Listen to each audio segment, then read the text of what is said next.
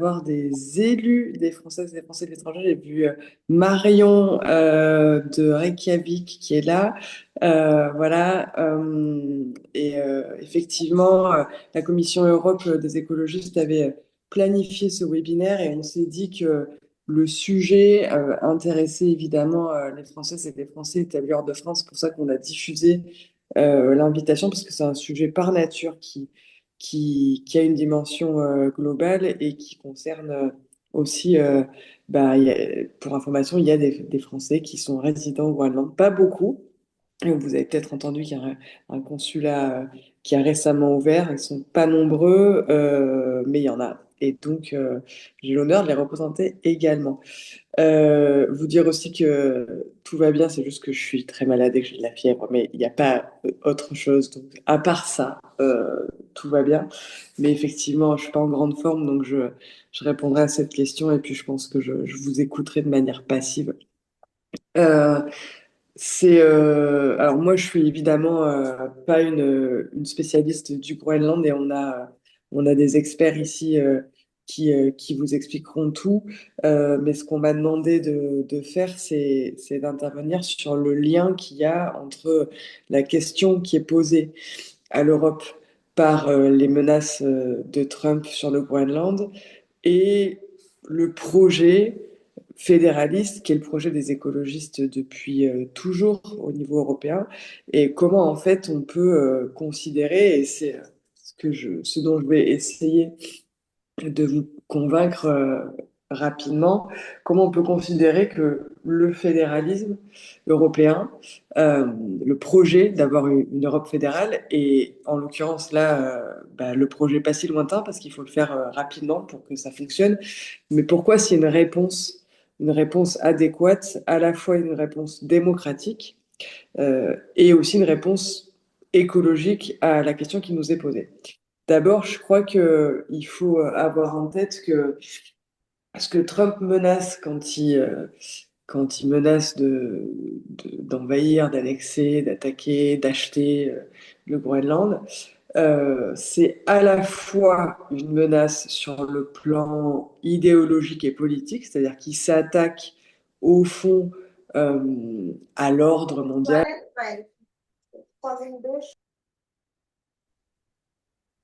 Non, c'est moi que vous avez coupé.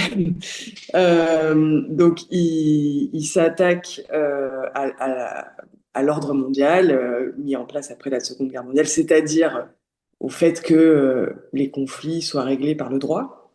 Il s'attaque à la souveraineté européenne, il s'attaque à notre modèle, puisque vous avez dû lire hein, la stratégie publiée où l'ennemi politique du Trumpisme, des impérialismes en général, c'est l'Europe par son mode d'organisation démocratique et parce que l'Union européenne euh, a choisi de réguler, de poser des normes au marché, aux activités commerciales, à la sécurité des produits, etc., et de les décider démocratiquement. Donc, il s'attaque à ça. Et donc, il faut une réponse démocratique à ça, parce qu'il s'attaque à la démocratie. Mais c'est aussi une menace à tous les efforts qu'on a pu entamer et l'Europe essayait d'être à l'avant-garde, mais une menace à la protection du climat et de l'environnement, puisqu'il y a derrière l'impérialisme de Trump un impérialisme extractiviste qui veut revenir au mouvement assez classique d'accaparement des ressources et en l'occurrence des ressources fossiles. Alors, sur le plan démocratique, pourquoi le fédéralisme, ça peut être une solution?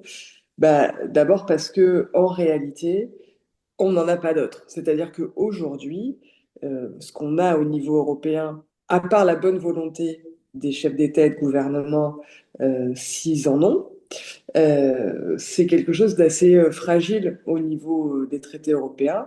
Il y a, vous savez, donc, il y a l'OTAN, mais donc si les États-Unis attaquent une partie de l'OTAN, mais de fait, il n'y a plus d'OTAN, puisque c'est une alliance de sécurité collective. À partir du moment où les États-Unis, qui sont la plus grande puissance de cette alliance, attaquent une autre partie de cette alliance, de fait, l'alliance disparaît, puisque l'article 5, qui serait invoquée par le Danemark reviendrait à demander aux États-Unis de se défendre contre les États-Unis. Donc l'attaque contre le Groenland par les États-Unis est de fait l'écroulement de l'OTAN. Donc les Européens restent avec quoi? Avec pas grand-chose d'un point de vue dur, c'est-à-dire qu'on a dans les traités européens un article, alors c'est pas l'article 5 de l'OTAN, mais ça ressemble un peu dans la philosophie. C'est l'article 47 alinéa 2 qui dit en gros que les États européens se doivent assistance mutuelle, excusez-moi, si l'un d'eux est attaqué. Mais en vrai, on a écrit ça dans nos traités, mais on n'a pas à proprement parler de défense commune, on n'a pas à proprement parler de diplomatie commune, et on n'a pas à proprement parler de compétences communes au niveau européen pour gérer une telle situation. On n'a pas vraiment de mode d'emploi. On ne sait pas comment ça se passe si l'article 47.2 est employé, qui décide, etc. Ce n'est pas clair et ce n'est pas clair que ça ne se décidera pas unique au niveau européen. La seule fois, je pense, où cet article a été invoqué, c'est en 2015 au moment des attentats en France, donc sur le territoire français. Et ce qui s'était passé, c'est que l'Allemagne avait accepté avec cette clause, d'envoyer des soldats au Mali pour en fait prendre le relais des soldats français pour que les soldats français puissent rentrer en France et, euh, et agir sur le territoire national.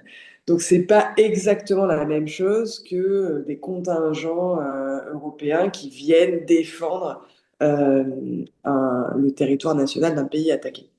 Bon, et donc on n'a aujourd'hui pas d'exemple, enfin de mode d'emploi clair pour agir euh, en européen, en dehors de l'OTAN, enfin, de manière indépendante de l'OTAN, de manière souveraine comme Européen, si on devait avoir à se défendre pour défendre un territoire évidemment, mais aussi le principe selon lequel le droit s'applique. Et donc, le fédéralisme, c'est une réponse à ça parce que c'est la seule manière que je connaisse pour mettre en place un système démocratique où il y ait des décisions qui soient transférées démocratiquement à un niveau supranational qui puissent être prises dans de telles situations. Je ne connais pas d'autre solution pour qu'on puisse de manière effective avoir une véritable souveraineté dans ce genre de situation. Si on en reste à la situation actuelle, on voit qu'on dépend des volontés des capitales. Donc on ne peut pas vraiment agir en tant qu'Européen. Et vous voyez bien que si on a la situation où les élections en France l'année prochaine, on ne sait pas ce qu'elles vont donner. Aujourd'hui, on a Orban, etc. Si on en reste à la règle de l'unanimité aujourd'hui en matière étrangère, eh ben, on est souvent en grande difficulté pour agir. Et d'ailleurs, euh, Orban a régulièrement mis en difficulté la capacité d'action de l'Union européenne vis-à-vis de Poutine parce que il avait un levier d'action, c'est-à-dire refuser de voter les sanctions, puisqu'il y a beaucoup de sanctions enfin, qui nécessitaient de l'unanimité, et donc ça lui donne un droit de veto sur, au fond, un élément essentiel de notre politique étrangère, et je dirais même existentiel, c'est-à-dire la capacité de l'Union européenne à se défendre, à défendre nos valeurs face à l'impérialisme poutinien ou trumpiste, c'est existentiel. Et aujourd'hui, nos modes de décision ne permettent pas qu'on puisse se défendre en européen, qu'on puisse agir en européen, parce qu'on n'a pas fait ce saut fédéral. Et donc, c'est une réponse démocratique qui, à mon avis, est essentielle, et j'irai un poil plus loin. Je pense que c'est aussi dans cette nouvelle ère de prédation impérialiste qui s'est ouverte cette année, je l'ai dit au début, la menace, elle n'est pas simplement contre notre modèle démocratique, elle est aussi contre l'ambition de refonder notre économie pour qu'elle puisse se faire dans les limites planétaires, elle est contre les politiques climatiques, etc.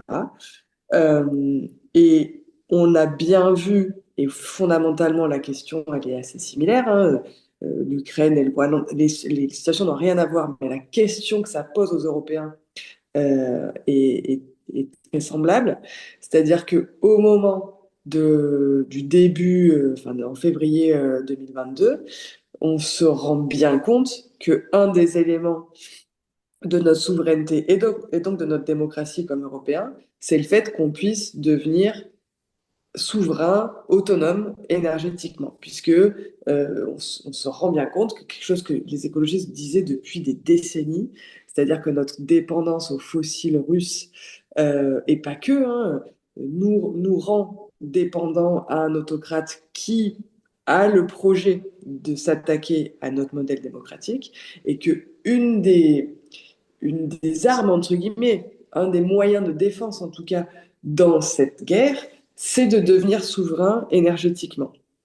Et au-delà d'énergétiquement, d'un point de vue alimentaire, avec les États-Unis, d'un point de vue numérique, vous savez que 50% des profits des GAFAM se font sur le marché européen. Donc, on a, les États-Unis économiquement, enfin les grandes entreprises américaines ont besoin du marché européen. Donc, on a un levier contre. Mais pour activer ce levier, pour être autonome énergétiquement et pouvoir couper le robinet du gaz russe, pour pouvoir avoir une souveraineté numérique, pour pouvoir avoir une souveraineté agricole et alimentaire, eh ben, il faut pouvoir prendre des décisions au niveau européen, des décisions fortes. Et aujourd'hui, on a un système que je ne critique évidemment pas à 100% parce qu'il y a plein de choses merveilleuses, le système européen, mais on a un système qui est incomplet. On n'a pas achevé la démocratie européenne. Et donc, eh ben, pour faire la transition énergétique du continent, on reste dépendante des volontés qui ne sont pas nécessairement la volonté générale de capitale européenne. Pour faire la révolution agricole qu'il faut faire de la même manière. Et de ce point de vue, on s'est bien rendu compte au moment du Covid, par exemple, que si on voulait euh, avoir les masques, si on voulait avoir des vaccins et vacciner tout le monde, etc., et que c'était dans l'intérêt collectif, parce que il se trouve que les virus s'en foutent pas mal des passeports et des frontières, eh ben, il fallait que l'Union européenne agisse au niveau européen. On a été plus ou moins capable de le faire, trop lentement, on aurait pu être plus rapide, mais on a quand même été capable de le faire. Et moi, je pense que là, on est dans un moment assez similaire du point de vue de l'histoire de la construction européenne, c'est-à-dire que je pense que l'Union européenne a failli disparaître plusieurs fois dans son histoire. Elle a failli disparaître en 2008 au moment de la crise financière. Elle a failli disparaître au moment du Covid. Elle a failli disparaître, je ne sais pas, mais en tout cas être profondément remodelée dans son déconstruite en 2022. Là, elle est confrontée aussi à un enjeu fondamental. Et en fait, le seul moyen que moi je vois pour s'en sortir, c'est de faire ce saut fédéral, parce que c'est lui qui nous permettra d'avoir une diplomatie, une défense autonome, donc souveraine, et puis de pouvoir mener toutes les politiques publiques de transition énergétique, de transition agricole, de transition numérique, qui peuvent en fait nous donner les moyens d'être véritablement souverains. Et donc, pour répondre très largement à la question qui m'a été posée, oui, le fédéralisme européen est, à mon avis, la bonne réponse contre une attaque qui est une attaque contre notre modèle démocratique et contre le climat. Eh ben merci, ça nous fait une belle accroche pour donner la parole à Mika Blou-Jean-Méred, qui est donc, comme je disais tout à l'heure, un chercheur à l'Université du Québec. Il est aussi à l'école de guerre, spécialiste du Groenland et de la zone arctique et antarctique. Et il travaille notamment sur la géopolitique de la transition énergétique. Et à ce titre-là, il peut nous peut-être répondre à la question sur l'indépendance du Groenland. Est-ce qu'elle pourrait être durablement financée par les énergies renouvelables? Je sais que c'est vraiment stricte spécialité.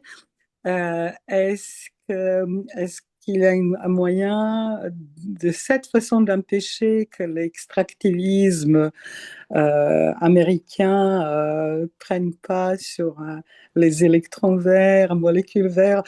Mika va vous parler beaucoup mieux que moi de tout ça. Donc, je lui laisse la parole. Merci Bratislava, merci à la Commission Europe, merci Mélanie, merci Annie d'être là. Je suis particulièrement heureux de partager ce moment avec vous. Et puis je vais pas parler trop longtemps, d'une part pour laisser la place à toutes vos questions. L'idée c'est de vraiment répondre à un max de questions. Et d'autre part, de laisser la place également à Annie, parce que c'est la première fois qu'elle fait ce genre d'exercice. Et je peux vous dire, pour la connaître depuis un petit moment, qu'elle a énormément de choses à vous raconter sur la vie du Groenland et pas seulement à Ummanaq mais plus généralement encore. Donc, vraiment, je vais pas monopoliser la parole, je vous le promets. Et je voudrais aussi vous signaler qu'en fait, ce webinaire, on avait tenté de le monter avec la Transnat et avec Bratislava, avec l'équipe de la Commission Europe et bien d'autres, en fait, l'été dernier. Parce qu'effectivement, au mois de juin, au mois de juillet, on avait déjà la, allez, certitude, le mot est un poil fort, mais en tout cas, on avait une forte inclinaison sur le fait que ce qu'il s'est produit depuis allait effectivement se produire. Donc, c'est-à-dire une escalade sérieuse, une escalade qui en arrive à une forme de militarisation, ou en tout cas de militarisation de la question, avec quelque chose de relativement concret, des exercices relativement concrets. Là encore, je peux rentrer dans le détail si ça intéresse certains d'entre vous. Donc, fondamentalement, voilà, merci d'avoir pris le temps d'organiser cette soirée. Une fois que j'ai dit ça, sur le sujet spécifiquement de la transition écologique et énergétique du Groenland, en fait, on a un sujet avec des dizaines et des dizaines d'entrées différentes. Et le premier enjeu, c'est d'abord et avant tout de se dire, est-ce que le Groenland a vraiment un potentiel pour financer son indépendance? Et là, la réponse, elle est oui. C'est-à-dire qu'aujourd'hui, le PIB du Groenland, c'est un peu moins de 3 milliards de dollars américains en rythme annuel. Et de fait, le budget de l'État aujourd'hui groenlandais représente un peu plus de la moitié du PIB du Groenland. Et quand je dis le budget de l'État, en fait, je veux dire les revenus de transfert et évidemment tout ce que là aussi dans l'économie groenlandaise, l'État arrive à débloquer comme valeur ajoutée. Par rapport à ce budget de l'État, si on va dans le détail, la subvention annuelle qui est donnée par le Danemark et également la subvention annuelle qui est donnée par l'Union européenne dans le cadre de l'association du Groenland à l'Union européenne dans le cadre de ce qu'on appelle les PTOM, les pays et territoires d'outre-mer de l'Union européenne, font qu'à peu près 60% du budget de l'État groenlandais provient de Copenhague ou de Bruxelles. Donc effectivement, ça crée une dépendance qui est très importante et on se parle ici d'une somme en rythme annuel, pareil, d'environ 600 millions de dollars pour ce qui vient du Danemark et pour un peu plus de 35 millions d'euros, donc on va dire 45 millions de dollars pour ce qui est de l'Union européenne. Donc c'est particulièrement conséquent et dans ce contexte-là, si le Groenland veut devenir indépendant pleinement, à la manière un peu de l'Islande, qui avait déjà obtenu son indépendance du Danemark en 1944, eh bien, il faut que le Groenland arrive à développer quelque chose qui lui permette de lever des taxes, lever des impôts, tout simplement pour se débarrasser de tout ou partie de cette dépendance aux revenus de transfert, aux subventions qui viennent de Copenhague et ou de Bruxelles. Et donc, qu'est-ce qui peut aujourd'hui au Groenland, dans une petite économie de 56 699 habitants au 1er octobre 2025, et donc une petite économie en termes de taille, bien sûr, de valeur ajoutée, le PIB un peu moins de 3 milliards de dollars, comme je vous l'avais dit, qu'est-ce qui peut leur permettre de générer suffisamment de revenus, suffisamment vite, pour faire en sorte de pouvoir se débarrasser de cette tutelle? Eh bien, de fait, ce sur quoi les Groenlandais ont misé de longue date, et en particulier depuis 2009, puisqu'ils ont obtenu une autonomie renforcée avec la compétence pleine, entière et exclusive sur la gestion de leurs ressources naturelles dans tout ce que ressources naturelles peut impliquer, eh bien, de fait, c'est les ressources essentiellement du sous-sol. Donc, effectivement, en 2009, 2010, 2011, 2012, le Premier ministre de l'époque, Kuupik Kleist, disait clairement, voilà, on a une chance, nous, Groenlandais, de devenir peut-être un émirat du Grand Nord. Puis, on a entendu à partir de 2013, parce que les explorations pétrolières avaient été infructueuses d'abord, et parce que ces mêmes explorations pétrolières avaient fait l'objet de raids, notamment évidemment de Greenpeace, qui s'était particulièrement mobilisé et qui a d'ailleurs à cette occasion était particulièrement malmenée par les élus groenlandais qui voyaient là une forme de colonialisme vert à l'époque déjà, donc 2010, 2011, 2012. Eh bien, les ont basculé, si vous voulez, sur le secteur des minerais. Et dans ce secteur des minerais, il y a un type de ressource qui intéresse plus que d'autres encore. C'est une ressource qu'on va retrouver imbriquée, notamment dans le sous-sol du sud du pays, là où il y a peu de glace, que ce soit en mer ou à terre. C'est l'uranium qui est imbriqué avec les terres rares. Donc, c'est-à-dire cette famille de 17 métaux bien spécifiques qu'il ne faut pas confondre avec les métaux critiques en règle générale. Et donc, ces terres rares, qui sont donc de la famille des lanthanides, et bien de fait, dans la partie sud du territoire, autour de Narsak, et bien de fait, elles sont imbriquées avec l'uranium. Ici, c'est un enjeu clé, parce que de fait, au Danemark, les mouvements anti-nucléaires avaient fait en sorte qu'à partir de 1988, il soit interdit d'extraire et d'exploiter de l'uranium sur l'ensemble du territoire du Royaume du Danemark, donc Groenland compris. Et donc en 2013, à la faveur d'une élection gouvernementale, une élection pardon, générale où une indépendantiste particulièrement radicale est devenue première ministre, Aleqa Hammond, eh bien de fait, son parti et sa coalition a fait voter l'autorisation de l'extraction et d'exploitation de l'uranium à une voix près au Parlement groenlandais en octobre 2023, en octobre 2013, pardon, à 14 voix contre 15. Et puis, il y a eu effectivement beaucoup de contestations au niveau local et il y a eu l'avenue des Chinois qui étaient particulièrement impliqués dans ce projet-là d'extraction d'uranium et de terres rares. Et je vous la fais très très courte et on pourra rentrer dans le détail plus tard. En 2021, après moult débats, un nouveau gouvernement est arrivé au pouvoir au Groenland et a imposé un moratoire sur l'extraction, l'exploitation ou même l'exploration du pétrole, du gaz naturel, donc du méthane et de l'uranium, mettant fin au projet du sud du pays, y compris donc sur ce volet de terres rares, puisque si vous ne pouvez pas exploiter l'uranium, ben, vous ne pouvez pas exploiter les terres rares non plus. Donc si vous voulez, on a depuis 2021 au Groenland, et j'arrêterai là, rassurez-vous pour cette première question, un débat sur quel modèle économique pourrait à partir du moment où on se prive du pétrole, on se prive du gaz naturel et on se prive des minerais les plus stratégiques comme l'uranium et donc de facto les terres rares dans le sud du pays, qu'est-ce qui pourrait permettre de financer cette indépendance? Et c'est là qu'interviennent l'exploitation des sables granuleux, c'est-à-dire donc pour faire les ciments ou des matériaux de construction, évidemment, pour soutenir le rythme d'urbanisation galopante que vous connaissez dans le monde entier parce que évidemment la Chine s'y intéresse en particulier et que les ressources en matière de sable granuleux en Indonésie ou aux Philippines sont quasiment taries. Ça, c'est le premier élément. Et deuxième élément, c'était l'exploitation d'autres types de matériaux critiques, parfois des métaux, parfois pas, comme par exemple la northosite, qui n'est pas un métal, mais aussi donc des métaux, pardon, comme le molybdène. Pour vous donner un ordre de grandeur, une mine de molybdène dans l'est du Groenland, à Manbjerg, pourrait permettre à l'Union européenne d'assouvir ses besoins en molybdène à hauteur de 25% en rythme annuel. Une seule mine au Groenland, c'est 25% des besoins en molybdène de l'Union européenne qui sont assouvis. Donc vous voyez ici l'idée et vous voyez ici le potentiel de prédation qu'on observe venant des Chinois d'un côté, des États-Unis de l'autre, qui ne sont pas nouveaux, et évidemment côté européen, bien sûr, parce qu'en fait, tout le monde se bat à mesure que les frontières minières sont de plus en plus explorées, et bien tout simplement, tout le monde se bat pour les mêmes types de ressources, et le Groenland ne fait pas exception. Donc, certains se disent, tant mieux, ça va financer notre indépendance, et d'autres se disent, en fait, on ne peut pas sacrifier notre environnement pour notre indépendance. Si on devient indépendant en ayant sacrifié notre environnement, en fait, on aura obtenu une victoire à la Pyrrhus. Et ça, c'est le fondement du débat de 2025-2026 sur quelle place donner au Danemark, quelle place donner à l'Union européenne, quelle place évidemment donner aux États-Unis dans ce concert-là. Eh bien, merci beaucoup, Mika. Euh, et j'ai compris que la place d'honneur, tu la réserves à Annie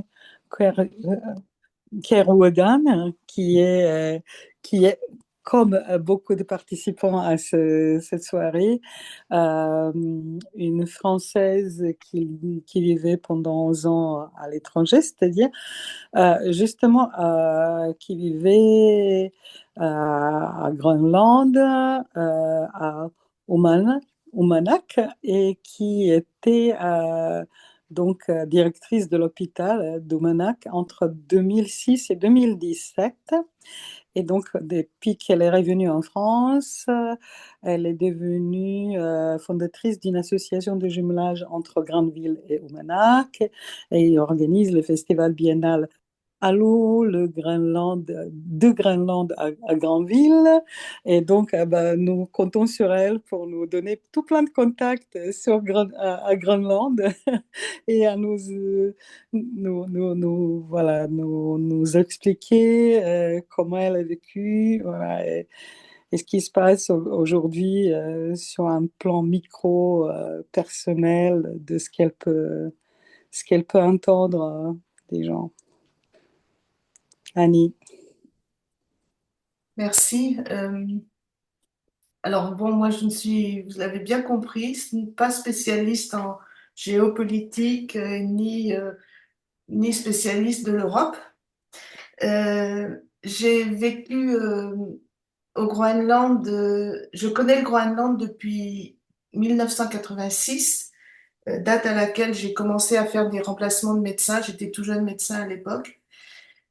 Et j'ai fait plusieurs remplacements jusqu'à m'installer à Oumanak en 2006 pour prendre la direction de l'hôpital d'Oumanak jusqu'en 2017 où je suis revenue en France. Moi, je suis là un petit peu, enfin Miko m'a demandé de venir un petit peu pour vous parler effectivement, oui, du Groenland, des Groenlandais. Parce que les Groenlandais, ils sont 57 000, mais ils ne vivent pas tous à Nuuk, loin de là. Enfin, certes, il y a 20 000 Groenlandais, enfin 15 000 Groenlandais et 5 000 Danois qui vivent à Nuuk. Mais le Groenland, c'est 17 petites villes, enfin 16 petites villes en dehors de Nuuk, dispersées sur toute la côte, essentiellement la côte ouest du Groenland. Il y a 2 villes sur la côte est et une multitude de petits villages. Il y a 55 petits villages répartis dans tout le Groenland, enfin, toujours sur la côte, puisque l'intérieur, c'est inhabitable évidemment. Euh, et dans ces petits villages vivent des gens qui sont extrêmement attachés à leurs valeurs, à leurs traditions, à leur culture inuite. Ils sont en règle générale pour les hommes pêcheurs et chasseurs et pour les femmes employées dans les services tertiaires pour la majorité d'entre elles. Chaque petit village, par exemple dans le fjord de Doumanak, le plus petit village a 29 habitants. Chaque petit village a une école, une boutique, un générateur pour l'électricité et un dispensaire. C'est-à-dire que c'est extrêmement coûteux de maintenir en vie, si je puis dire, tous ces villages. Et c'est une des questions qui taraudent vraiment les Groenlandais en dehors de Nuuk, c'est-à-dire est-ce que si un jour on devient indépendant, donc les subventions danoises disparaîtront petit à petit. Bon, il y a des accords et des discussions entre le Groenland et le Danemark à ce sujet, mais à terme, elles disparaîtront. Et est-ce que cela veut dire que les petits villages fermeront aussi? Ça, c'est déjà arrivé dans les années 60-70 où beaucoup de villages ont fermé. Les habitants ont été logés dans les grandes villes, enfin les grandes villes à échelle du Groenland, hein. Une ville de 5000 habitants est une très grande ville au Groenland. Et donc ont été logés dans les grandes villes, dans des bars en béton. Et ça a été le début de cette perte d'identité. Ça a été le début de la fuite dans l'alcool, ça a été le début des problèmes sociaux, etc. Donc, les Groenlandais, euh, dans les zones hors Nuuk, ne sont pas prêts tous, certains le sont évidemment, mais pas tous, à quitter leur village, quitter leur ville. Euh, et c'est la grande question. Donc, je dirais que tous les Groenlandais, moi, tous ceux que je connais, tous ceux avec lesquels j'ai discuté, sont favorables évidemment à une indépendance, hein. Ils sont très favorables à secouer le joug un peu paternaliste du Danemark. Ils veulent être indépendants parce qu'ils veulent être respectés en tant que pays indépendant, en tant que peuple indépendant, mais ils ne veulent pas l'indépendance à n'importe quel prix. Et donc, c'est un petit peu le problème des différents partis politiques groenlandais, chacun souhaitant l'indépendance, mais pas au même rythme. Donc, moi, j'ai vécu à Uummannaq, donc au nord-ouest du Groenland, dans une petite ville avec 5 petits villages. Euh, Mes visites de médecin, je les faisais en hélicoptère. Vous avez bien compris, pas de route, pas de train. Et donc, tout se fait par avion ou par hélicoptère, par bateau l'été ou scooter des neiges ou traîneau. J'ai vécu parmi ces chasseurs et ces pêcheurs pendant toutes ces années. Euh, pour eux, déjà le Danemark est assez loin, mais ils sentent quand même comment dire, ce poids de la colonisation danoise.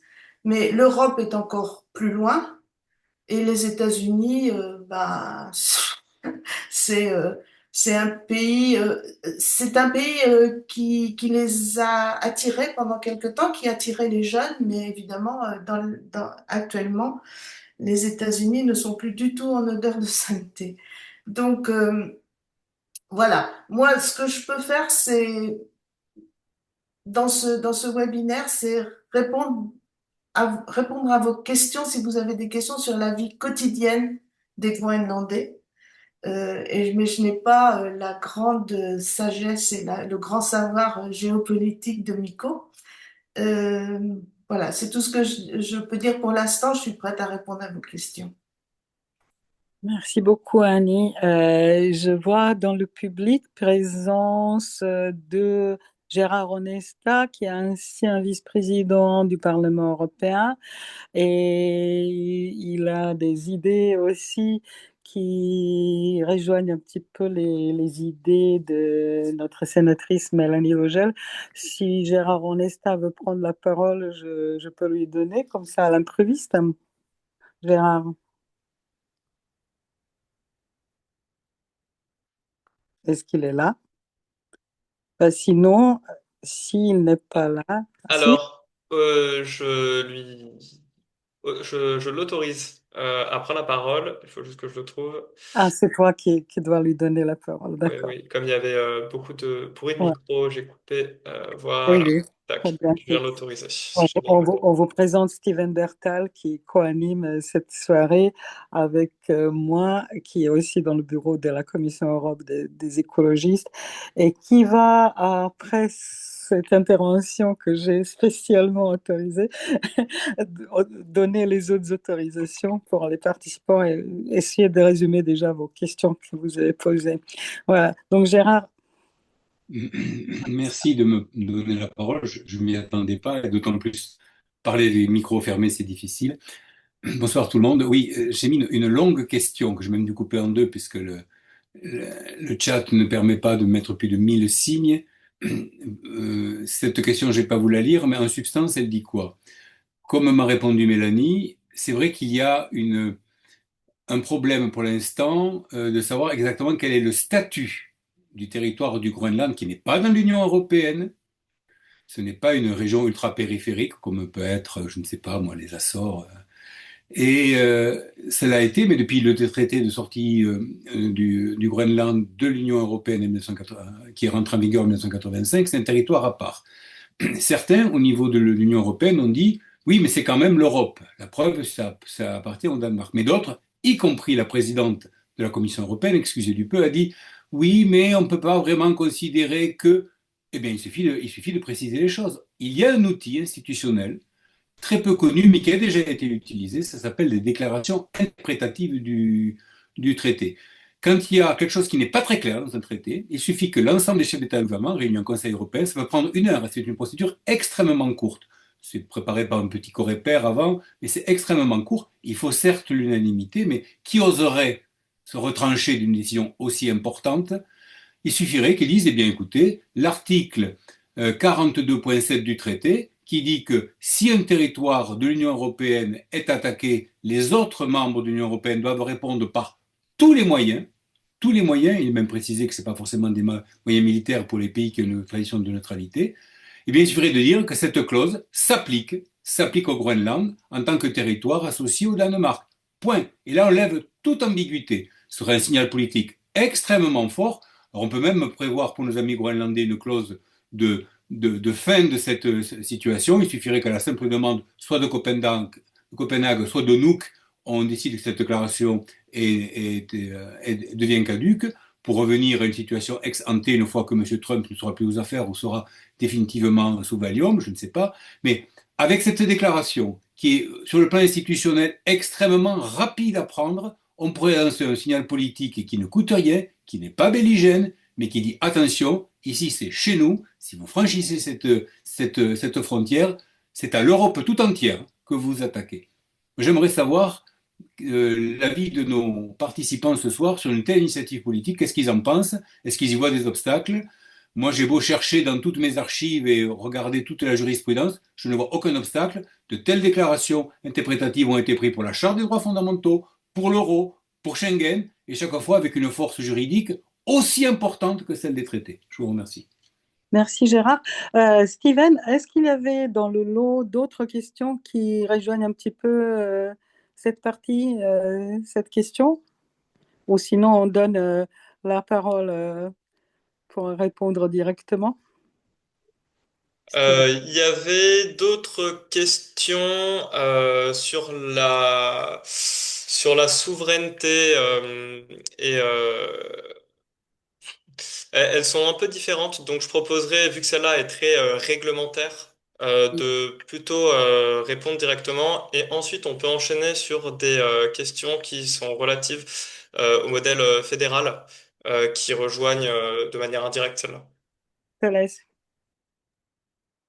Ok, eh ben, je réponds. Merci Gérard pour cette question qui est effectivement pertinente et puis une bonne intuition qui a déjà effectivement été quelque part ou qui a tenté d'être matérialisée un peu plus tôt ce mois-ci. Il y a trois choses qu'on peut mettre en place ici pour envoyer un message européen vis-à-vis du Groenland dans le contexte actuel. Option numéro un, ça a été évoqué par Mélanie tout à l'heure, c'est l'activation et à la demande du Danemark de l'article 42.7 du traité de l'Union européenne, donc l'article sur la solidarité, comme on l'a dit. Un deuxième élément qui aussi est en tout cas actionnable en théorie, c'est l'article 222 du traité sur le fonctionnement de l'Union européenne. Cet article 222, il s'applique notamment, ou il peut en tout cas être invoqué ou demander, un État peut demander son activation en cas par exemple de menaces hybrides, de terrorisme. Donc de fait, c'était pas véritablement l'action des États-Unis sur le Groenland qui était envisagée dans le cadre de cet article-là, mais typiquement, si on prend en compte toutes les ingérences qu'il y a eu lieu au Groenland qui ont été avérées sur l'année 2025, si on prend en compte toutes les tentatives de manœuvres de soutien au mouvement sécessionniste, qui est un mouvement effectivement groupusculaire, hein, mais il y a eu effectivement un certain nombre de soutiens à ces mouvements-là par les États-Unis au Groenland durant l'année qui vient de s'écouler.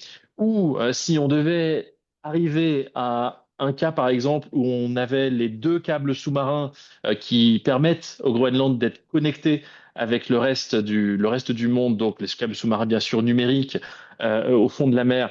Si ces deux câbles ou un de ces deux câbles venait à être sectionné, de fait, on pourrait commencer à se dire que cet article 222 du TFUE pourrait être actionnable également au motif donc des actions de guerre hybride. Mais je ferme cette parenthèse pour arriver sur un troisième élément qui est effectivement donc les déclarations interprétatives du traité. Et donc là, il y a maintenant, bah, c'était quoi? C'était il y a un peu moins de 2 semaines, il y a eu une tentative pour râler vers ça qui a été poussée par un certain nombre d'États, à commencer bien sûr par le Danemark. Donc, le problème, comme Gérard l'a dit, c'est qu'il faut une unanimité. Et donc, la déclaration de soutien à l'intégrité territoriale du Groenland, qui avait été mis à l'agenda du Conseil européen, a été torpillée par Viktor Orban, tout simplement par la Hongrie. Et la Hongrie a empêché que cette déclaration de soutien au Groenland des 27 puisse tout simplement être tout simplement. Donc, il y a une tentative pour aller vers ça. C'était pas une déclaration interprétative du traité qui dirait exactement ce que Gérard vient de dire, mais fondamentalement, c'était une première étape vers ça. Et donc, cette première étape-là a été torpillée par Viktor Orban. Mélanie Vogel, où ça en est de plus de fédéralisme de façon à éviter à ce que Orban dicte la position de l'Europe tout le temps depuis des années? Est-ce que c'est possible d'avoir une réponse ou est-ce que c'est trop pénible là, Mélanie Vogel?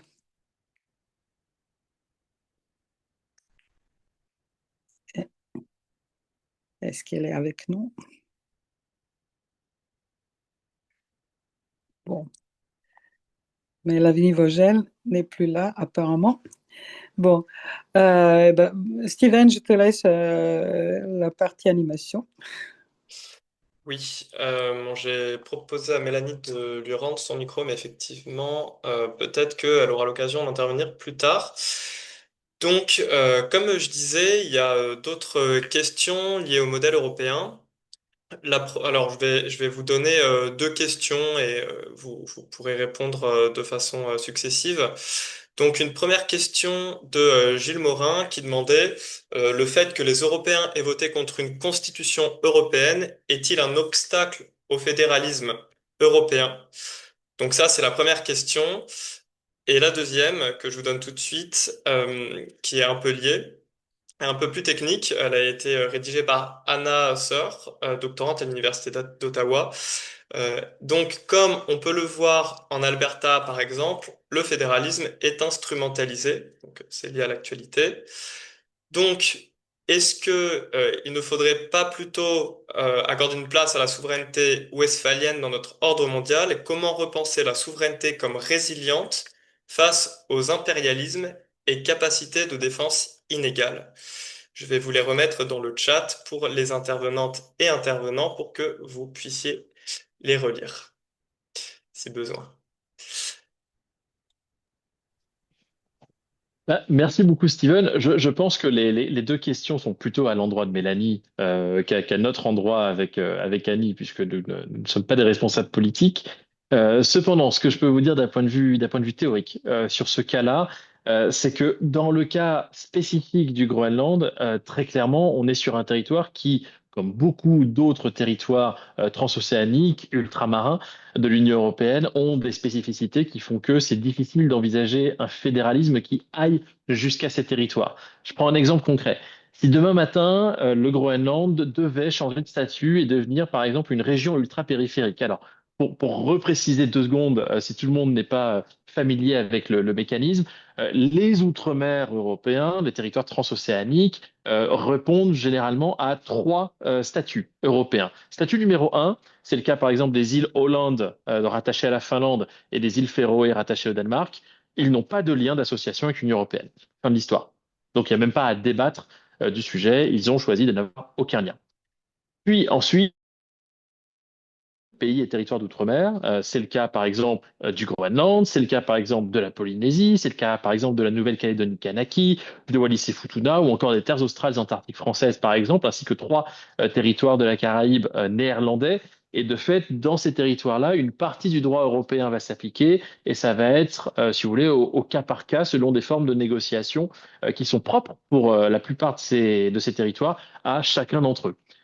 Et enfin, vous avez un troisième mécanisme qu'on appelle les RUP, donc les régions ultrapériphériques, où là, les territoires concernés font partie du territoire de l'Union et donc sont partie véritablement intégrante du territoire de l'Union, comme je le disais. Et donc, de fait, le droit européen s'y applique, modulo un certain nombre de spécificités régionales reconnues ou pas. Et là, vous allez retrouver essentiellement les outre-mer, pour ce qui est du cas français, par exemple, les outre-mer, territoires transocéaniques, relevant de l'article 73 de la Constitution française. Donc typiquement, la Guadeloupe, la Martinique, la Réunion.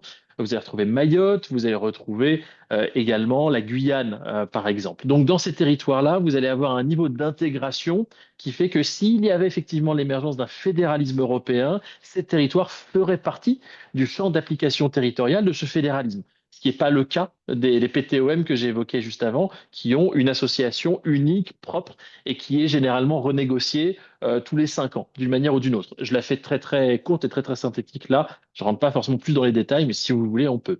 Et donc, dans ce contexte-là, si le Groenland devait changer de statut, passer de PTOM à RUP, par exemple, ça aurait des implications majeures, notamment en termes de déclenchement, par exemple, de l'article 42.7 ou de l'article 222 du TFUE qu'on évoquait tout à l'heure, ou auquel cas il n'y aurait aucune discussion légale sur est-ce que ces articles-là s'appliquent au Groenland. Ils s'appliqueraient, tout à fait. Maintenant, l'autre sujet, c'est que le Groenland aujourd'hui n'a pas l'armature administrative pour assumer ses statuts. Je prends par exemple le cas de Saint-Martin. Saint-Martin a choisi de changer de statut, de devenir justement un RUP il y a un peu plus de 15 ans. Et Saint-Martin, tout simplement, est en difficulté aujourd'hui puisque Saint-Martin se rend compte que passer du PTOM à RUP, ben certes, ça donne accès à plein d'autres subventions, plein d'autres mécanismes de soutien, plein d'autres mécanismes de solidarité. Je vous passe évidemment les détails là-dessus. Mais pour autant, ce que ça implique derrière en termes de gestion administrative est un tel fardeau que si vous n'avez pas des spécialistes, si vous n'avez pas une armée véritablement de gens qui sont capables de gérer les dossiers à mener pour ces statuts-là, pour obtenir ces subventions que vous espériez, justement, en changeant de statut et en vous rapprochant de fait donc de Bruxelles, eh bien, ça va poser un problème qui fait que vous ne pourrez pas avoir accès à tout ce que vous espériez. Et dernier point, dans le cas spécifique du Groenland, il y a un enjeu qui est clé, qui fait que les Groenlandais ne désirent pas aujourd'hui plus d'intégration dans l'Union européenne, c'est que si vous devenez un RUP, de fait, la compétence pêche devient gérée par Bruxelles. Et donc, dans ce contexte-là, vous avez pour le Groenland un enjeu majeur, puisqu'aujourd'hui, la très, très, très grande majorité de l'économie du territoire est dépendante de la pêche. La pêche représente 95% des exports du territoire, et évidemment la première industrie, bien devant le tourisme, en tout cas pour l'instant. Et donc, dans ce contexte-là, ce qui a fait que les Groenlandais ne souhaitent pas rester dans la communauté économique européenne en 1982 et qui a donné le statut d'association qu'on connaît depuis 1985, eh bien, de fait, c'est essentiellement cette question de l'autonomie de gestion sur la compétence pêche. Aujourd'hui, Nuuk ne voudrait absolument pas donner cette compétence pêche à l'Union européenne et permettre évidemment à tous les armateurs de l'Union européenne possible et imaginable d'avoir un accès libre et illimité aux eaux groenlandaises de manière à pouvoir préserver, bien sûr, ses propres capacités locales et notamment sa pêche artisanale. Donc, voilà un petit peu les enjeux qui font qu'aujourd'hui, la dimension fédéraliste ne fait pas recette au Groenland. Merci beaucoup, Mika. Pour information, je précise que, comme le disait Branislava en début de réunion, Mélanie Vogel, elle se sent vraiment pas bien et très fatiguée. Donc, elle ne participera plus activement aux réponses, même si elle est encore parmi nous. Donc, les questions vont surtout s'adresser à vous deux, Mika et Annie. D'ailleurs, Annie, si jamais tu veux compléter la réponse de Mika sur ces deux questions, je t'en prie. Et sinon, je peux passer aux questions suivantes. Oui, moi je voulais juste dire une petite chose, mais peut-être que tout le monde le sait, mais les Groenlandais ont un passeport danois. Je sais pas si, moi je ne connais rien aux lois européennes, etc. Mais je ne sais pas si, Miko, tu peux nous dire si ça change quelque chose. Alors oui, ça change quelque chose en partie. C'est-à-dire qu'effectivement, comme les Groenlandais sont des citoyens danois, ils sont de facto citoyens européens, même si le Groenland ne fait pas partie du territoire de l'Union. Et par territoire de l'Union, ce que je veux dire pour être précis juridiquement ici, c'est que le Groenland ne fait pas partie de la zone territoriale d'application de l'ensemble des traités qui régissent l'Union européenne. Et donc, dans ce contexte-là, le fait que les Groenlandais, au sens citoyen du terme, soient danois, donc européens, ça oriente les discussions sur l'applicabilité des articles de solidarité qu'on a évoqués un peu plus tôt, l'article 42.7 du TUE et l'article 222 du TFUE. Ça oriente la discussion plutôt vers le fait que oui, des mécanismes de solidarité s'appliqueraient aux Groenlandais. Et derrière, il y a un effet tache d'huile, puisque c'est pareil, a priori, pour l'ensemble des autres PTOM. Ici, la distinction qu'il fallait opérer, pardon, la distinction s'opérait quand les Britanniques étaient membres de l'Union européenne, parce que les citoyens des territoires d'outre-mer de la Grande-Bretagne n'avaient pas le statut de citoyen européen automatiquement. Si vous étiez aux îles Malouines, si vous étiez à Gibraltar ou dans d'autres territoires, vous n'aviez pas forcément exactement et automatiquement, aux îles Caïmans par exemple, le statut de citoyen européen. Donc, dans ce contexte-là, quand il y avait les Britanniques encore dans l'Union, il y avait cette distinction entre PTOM où effectivement la solidarité est inapplicable et PTOM où la solidarité est plutôt applicable. Aujourd'hui, on n'a plus vraiment ce débat-là et c'est la raison pour laquelle c'est vraiment hyper dommage que Viktor Orban ait empêché la déclaration qui était prévue courant janvier au dernier Conseil européen de soutien au Groenland. Mais a priori, si le Danemark devait appliquer ou demander à faire appliquer l'article 42.7 ou l'article 222, a priori, même la Hongrie ne pourrait pas l'empêcher. Et puis, il y a un mécanisme qui n'est pas obligatoire dans cette application de la solidarité.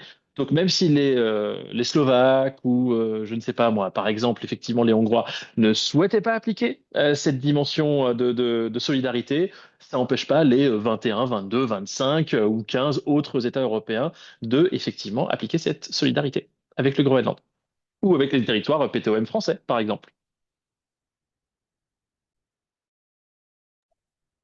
Très bien, merci beaucoup pour toutes ces précisions. Alors, je vais en profiter pour poser des questions sur la souveraineté militaire. Donc là, à nouveau, il y a deux questions. La première, là, actuellement, avec les menaces de Donald Trump, la situation de l'OTAN est un peu compliquée. Mais est-il stipulé quelque part que l'article 5 ne s'applique pas si l'agresseur est un membre de l'OTAN? Et les autres pays membres ne pourraient-ils pas s'unir contre les États-Unis? Ça, c'est la première question. Et la deuxième question sur la souveraineté énergétique, digitale, économique, etc. Euh, peut-on se passer de l'armement et ne pas investir dans l'armement tout en conservant sa souveraineté? Et je vous mets les questions dans le chat. Annie, j'y vais. Bon, eh ben, en deux mots, sur la première question, il faut bien se rendre compte que avant de déclencher l'article 5, un État comme le Danemark a une autre arme politiquement très importante à sa disposition, qui est le déclenchement de l'article 4. Le déclenchement de l'article 4, ce qu'il déclencherait plutôt, c'est il obligerait à une discussion sur le sujet d'une menace claire à destination, ou en tout cas subie, par un des États membres. Et donc, rien que le fait de déclencher ce débat par l'article 4 au sein de l'OTAN serait déjà une déflagration politique majeure, puisque de fait, l'État concerné, ce serait pas, je sais pas, la Russie ou la Chine ou l'Iran ou que sais-je, la Corée du Nord, mais c'est bien un des autres États membres de l'Alliance. Donc, de fait, déjà déclencher l'article 4, ce serait énorme. Ensuite, l'article 5, ce serait en cas d'agression effectivement manifeste. Et de fait, là, on a un véritable sujet qui est que, bien sûr, les textes actuels du traité, bah, tout simplement, ne prévoyaient pas un cas similaire à celui qu'on est en train de vivre, même s'il y a des formes de précédents avec une dimension de coercition d'un allié sur d'autres. Je pense par exemple à la coercition menée par les États-Unis sur la France et le Royaume-Uni dans le cadre de la crise de Suez ou par exemple dans le cas entre la Turquie et la Grèce dans les années 70. Donc il y a déjà eu des précédents, mais de fait, on n'est pas au même niveau là qu'une forme d'agression pleine, entière, claire, nette, précise, dans un but d'annexion totale d'un territoire d'un membre de l'Alliance par un autre. Donc dans ce contexte-là, avant par l'article 5, n'oublions pas qu'il existe d'abord l'article 4 qui est déjà lui-même une déflagration relativement significative. Merci beaucoup. Est-ce que Annie, tu souhaites intervenir sur ces questions-là? Non, non, non, non. Moi, je répondrai aux questions si vous en avez sur la vie quotidienne des Groenlandais, que je connais parfaitement pour avoir vécu avec eux tant d'années, mais pas sur les questions de stratégie militaire et d'OTAN. Si je peux poser une question un petit peu comme ça pour Annie, pour un petit peu changer de la politique, est-ce que vous savez combien de Français vivent actuellement au Groenland? Qu'est-ce qu'ils font? Comment ils vivent la situation? Euh, Alors, j'ai j'ai entendu dire qu'il y aurait une vingtaine de Français au Groenland, mais moi, j'arrive pas à en compter 20, en fait. J'en connais 4 ou 5, c'est tout. Euh, Certains ont pris la nationalité danoise parce que je ne sais pas si vous le savez, mais pour un Français, c'est extrêmement compliqué d'avoir une carte de séjour pour vivre et travailler au Groenland. C'est les services d'immigration de Copenhague qui décident de cette carte de séjour qui est à renouveler tous les ans et qui est assez compliqué en fait. Le dossier est assez compliqué à remplir et ça nécessite que vous ayez un employeur et que vous soyez salarié et que vous puissiez travailler 40 heures par semaine. Donc, je pense que la plupart des Français qui vivent définitivement au Groenland ou qui sont mariés à des Groenlandaises ou mariés à des Danois vivant et qui vivent au Groenland ont pris la nationalité danoise. Et pour compléter cette réponse, officiellement, je dis bien officiellement, il y aurait 26 ressortissants français au Groenland, donc vivant à l'année, de manière permanente au Groenland. Mais effectivement, moi-même non plus, j'arrive pas à les compter. Mais en même temps, on connaît pas tout le monde, mais j'arrive pas à les compter. Puis il y en a qui sont plus comptés comme français. Donc j'imagine que quand le consul va arriver vendredi pour l'ouverture du consulat, qui aura lieu donc ce vendredi, qui donneront des chiffres et qui préciseront un peu combien effectivement il y a de ressortissants qui seront de fait inscrits dans ce nouveau consulat. Mais à ce stade, le chiffre officiel, c'est 26. Merci, merci. Alors, on a encore plusieurs questions géopolitiques, mais qu'on gardera pour après. Comme ça, on peut continuer sur les interventions d'Annie. Annie, quelle est la place de l'écologie dans la vie quotidienne des Groenlandaises et Groenlandais? Et aussi, a priori, vous êtes spécialiste de la santé. Comment est le système de santé au Groenland? Deux questions pour vous. Alors, la place de l'écologie, je crois que c'est difficile de répondre parce que je pense que les Groenlandais se sentent euh, écologiques sans le savoir, en fait. Ils sont, comme vous le savez tous, très, très proches de la nature, hein, cette nature immense, magnifique.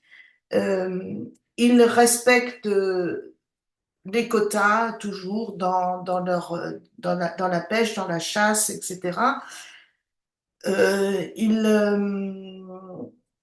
euh, le Groenland a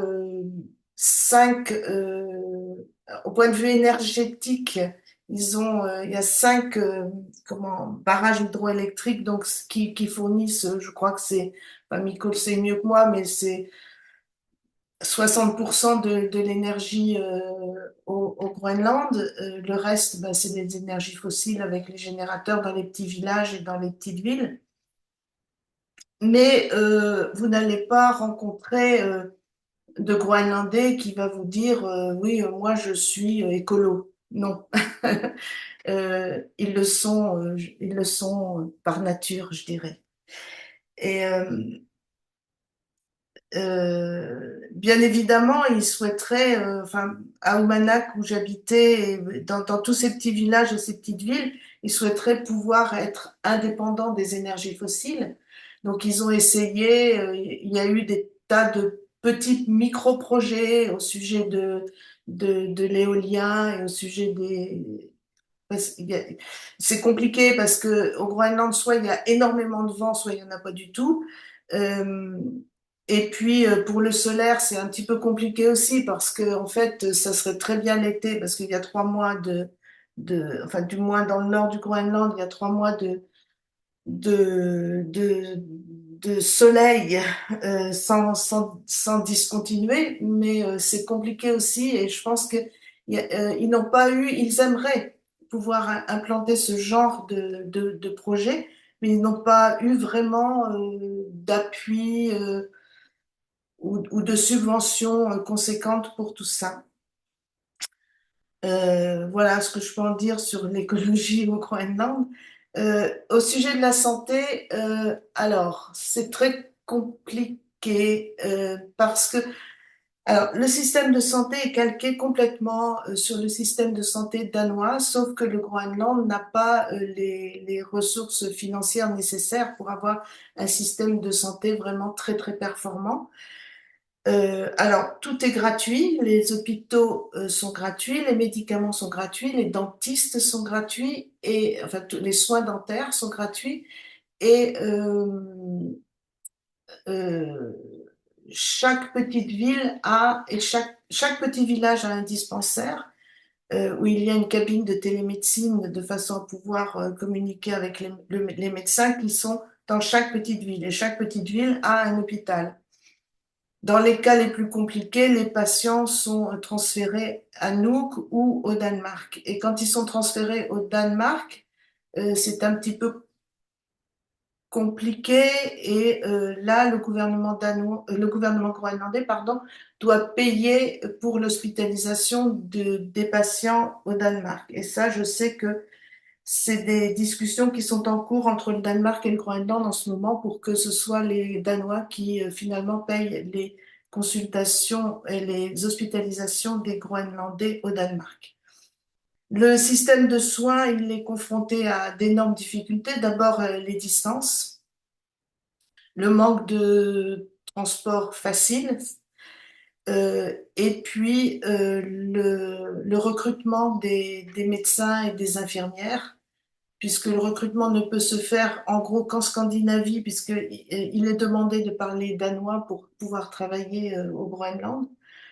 Et donc, il y a un énorme problème de recrutement. Il y a enfin, il y aurait suffisamment de médecins groenlandais, mais la plupart ont souhaité rester au Danemark à la fin de leurs études, puisque les études de médecine ne peuvent se faire que au Danemark.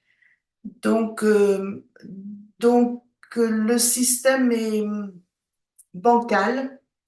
Les Groenlandais ne sont pas satisfaits du tout de leur système de santé. Euh, et il y a, il y a, il y a clairement un manque de personnel. C'est surtout ça. Il n'y a pas vraiment un manque de moyens techniques, puisque encore que, bon, vu avec des yeux français, se dire qu'il y a un seul scanner et un seul IRM dans tout le Groenland, on pourrait trouver ça étonnant. De se dire que les femmes enceintes doivent faire plus de 300 kilomètres pour aller accoucher, on pourrait aussi penser que c'est un peu difficile. Mais voilà. Mais c'est essentiellement un problème de, pour recruter le personnel dans le système de santé. Très bien, merci beaucoup. Alors, je vais en venir aux questions géopolitiques. Tout à l'heure, je lisais une question de Quentin sur la souveraineté militaire.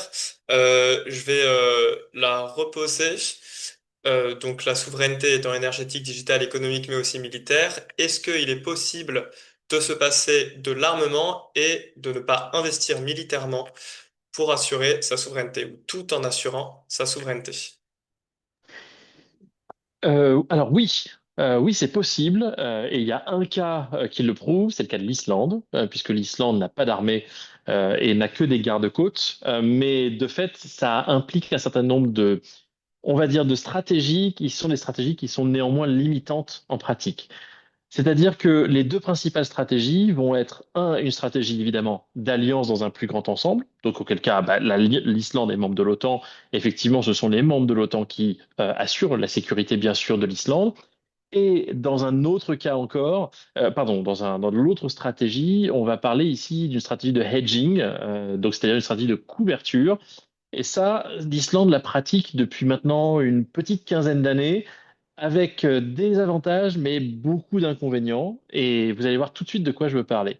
La stratégie de couverture, ici, de hedging, elle considère elle implique, si vous voulez, d'être capable de pouvoir négocier d'égal à égal avec plusieurs grandes puissances, de manière à faire un jeu d'équilibre sur les menaces et sur les perspectives entre ces puissances elles-mêmes. Donc, ce que l'Islande a fait à partir de la crise financière de 2009, c'est se rapprocher évidemment de la Chine, la Chine, était trop contente d'avoir dans cet espace arctique un territoire, en l'occurrence l'Islande donc, qui lui déroulait le tapis rouge sur le volet financier, mais également derrière sur le volet économique, sur le volet par exemple d'un accord de libre-échange qui a été signé en 2013, ou encore tout simplement sur le volet politique, puisque c'est l'Islande qui a été le premier avocat de la Chine pour que la Chine soit admise comme observatrice au sein du Conseil de l'Arctique, qui est l'organe diplomatique de référence dans la région, même si ce n'est pas le seul. Donc l'Islande a pratiqué cette stratégie-là, et effectivement, ça fait que elle est, l'Islande, dans le radar de Donald Trump, de la même manière que le Groenland, depuis 2017. George Bush Jr., à l'époque, en 2006, avait fermé la base militaire, la base aérienne de Keflavik, base états-unienne dans le cadre de l'OTAN, en Islande. Et ce qui s'est passé en 2017, c'est que la première des décisions que Donald Trump a prises en Arctique, c'est justement de réouvrir cette base en disant les Islandais sont un risque pour la sécurité de l'ensemble de l'OTAN et des États-Unis en particulier parce qu'ils ont trop déroulé le tapis rouge à la Chine.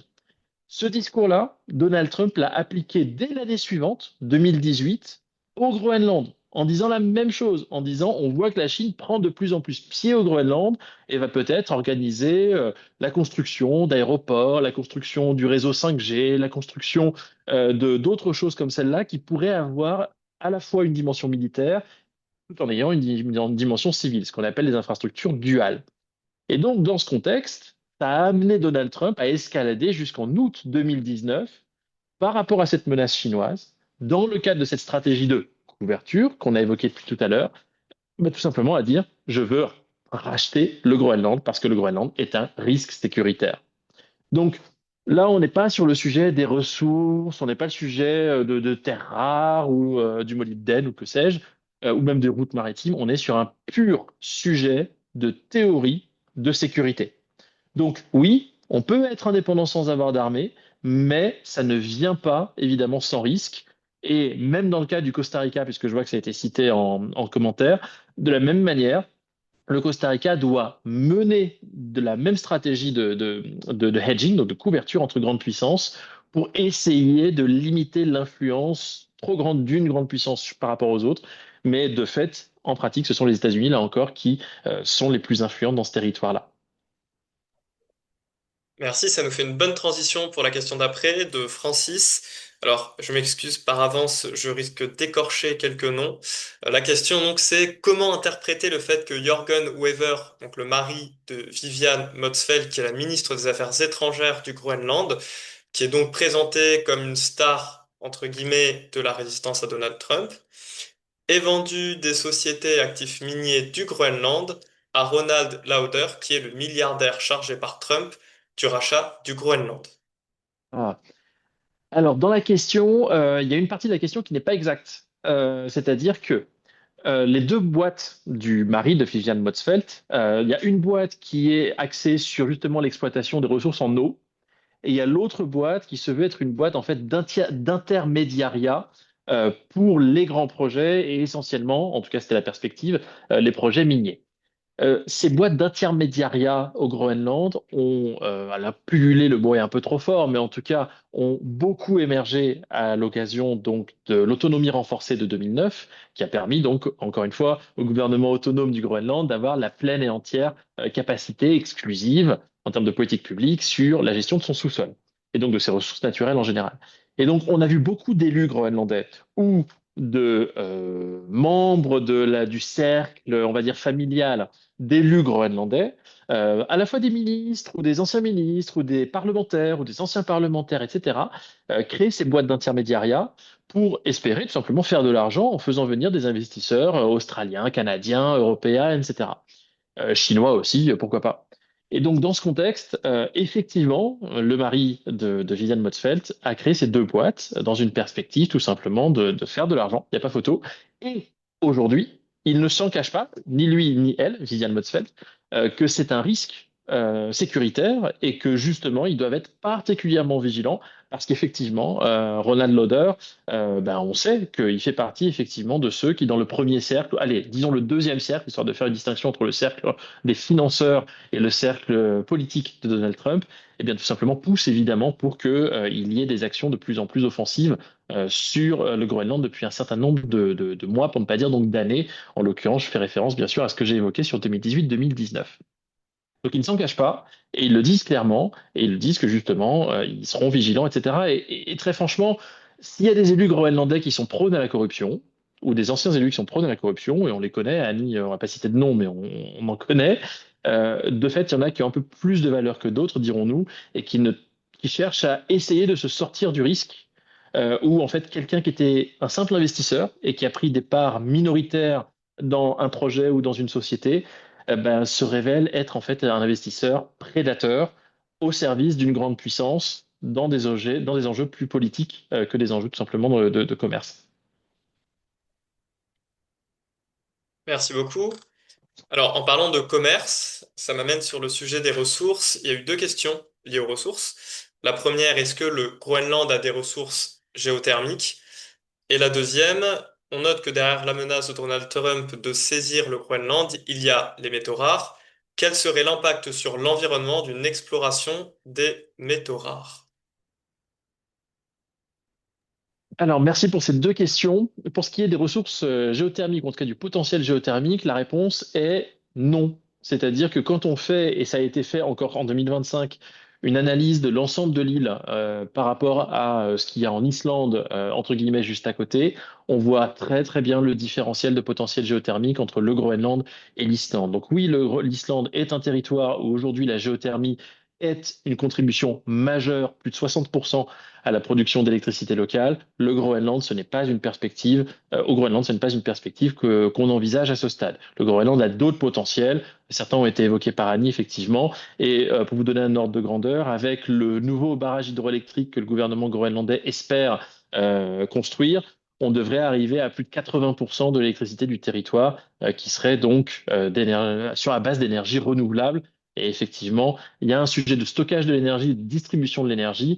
Mais là, je vais vous épargner le fait de mettre ma casquette spécialiste de l'hydrogène, puisque donc c'est pas le sujet du soir, mais effectivement cette question de l'hydrogène et de la distribution de l'énergie et de la flexibilisation des énergies renouvelables via l'hydrogène ou un dérivé est un des enjeux majeurs effectivement de la sécurisation et de l'autonomie de certains territoires au sein de l'île du Groenland.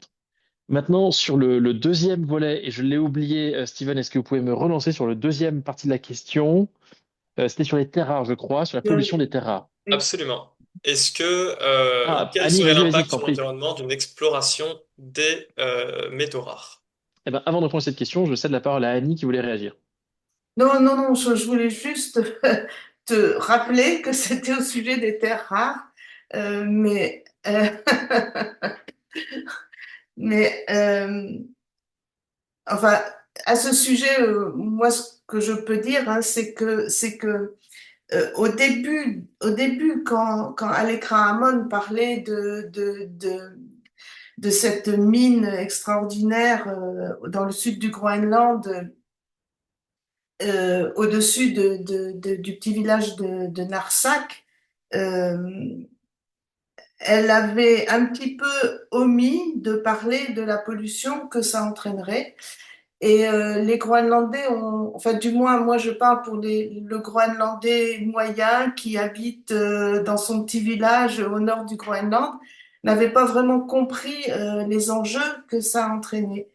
Et, et aussi parce que tous les textes à ce sujet à l'époque étaient écrits en danois. et n'avait jamais été traduit en groenlandais. Or, il existe encore pas mal de Groenlandais qui ne parlent que le groenlandais et qui n'ont pas encore, qui ne parlent pas, qui n'ont pas appris ou qui ne veulent pas parler le danois. Donc, quand enfin les Groenlandais ont compris l'enjeu, c'est-à-dire que si on commençait l'extraction de ces terres rares dans la mine de Kvanefjell, alors il y aurait une poussière de plutonium qui se déverserait sur le village de Narsak, qui a quand même presque 2000 habitants, et surtout, sur les terres environnantes qui sont donc en ce moment des terres d'élevage et avec le réchauffement climatique qui deviennent un petit peu le potager du Groenland, hein, c'est-à-dire que quand on pouvait à Oumanak avoir des pommes de terre qui venaient du sud du Groenland, on était super ravis. Donc, donc les Groenlandais ont compris dans l'immense majorité que la pollution que cette mine, si elle était exploitée, l'exploitation de cette mine entraînerait, entraînerait en fait la disparition presque d'une, de toute vie possible tout au sud du Groenland. Je rejoins complètement la description de la situation que Annie vous a faite, dans le sens où, et je vais aller juste un tout petit peu plus dans le détail pour que vous ayez des éléments concrets sur quelle pollution.